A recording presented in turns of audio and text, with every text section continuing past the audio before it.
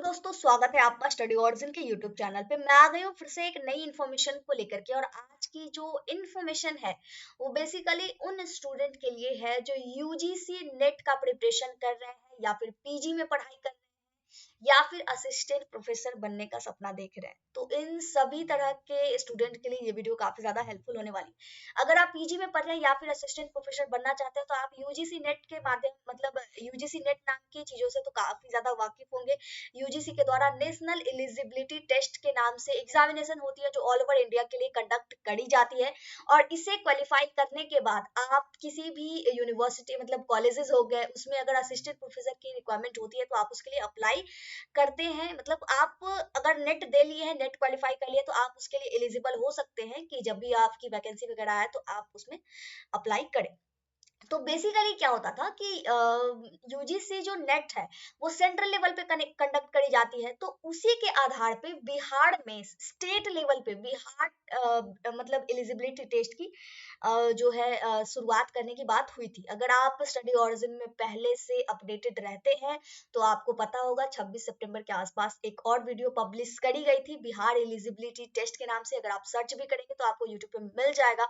तो अगर आप चाहें तो पहले उसे देख लीजिएगा, उससे और भी ज्यादा क्लियरिफिकेशन हो जाएगा। ठीक है, तो ये चीजें हैं कि बिहार एलिजिबिलिटी टेस्ट का पहले प्रपोजल दिया गया था मीटिंग में और अब उसको आगे बढ़ाने की बात आई है। तो अभी जो भी इंफॉर्मेशन है उसको लेकर के हम लोग देखते हैं क्या अपडेट निकल करके आई है। चलिए शुरू करते हैं, लेकिन उससे पहले चैनल को सब्सक्राइब जरूर कर लीजिए, आगे आने वाली सारी इन्फॉर्मेशन आपको इसी तरीके से मिल जाएगी। तो बेसिकली अगर हम बात करें, राज्य में नेशनल एलिजिबिलिटी टेस्ट के साथ साथ बिहार एलिजिबिलिटी टेस्ट में भी सहायक प्रोफेसर की नियुक्ति होगी। ठीक है, अब Bihar eligibility test, Bihar that means सिर्फ बिहार राज्य में लिया जाएगा। हाँ, अब यहाँ पे मैंने पहली वाली वीडियो में भी क्लियर किया था, थोड़ा सा लिमिटेशन ये है कि बिहार एलिजिबिलिटी टेस्ट की जो एलिजिबिलिटी है ऑब्वियसली पूरे बिहार में ही है। और अगर आप यूजीसी नेट क्रैक करते हैं तो फिर ऑल ओवर इंडिया में कहीं पे भी आप अप्लाई कर सकते हैं। तो बस ये एक थोड़ा सा है, otherwise everything is okay. Okay, same वही रहेगा जो यूजीसी नेट में है।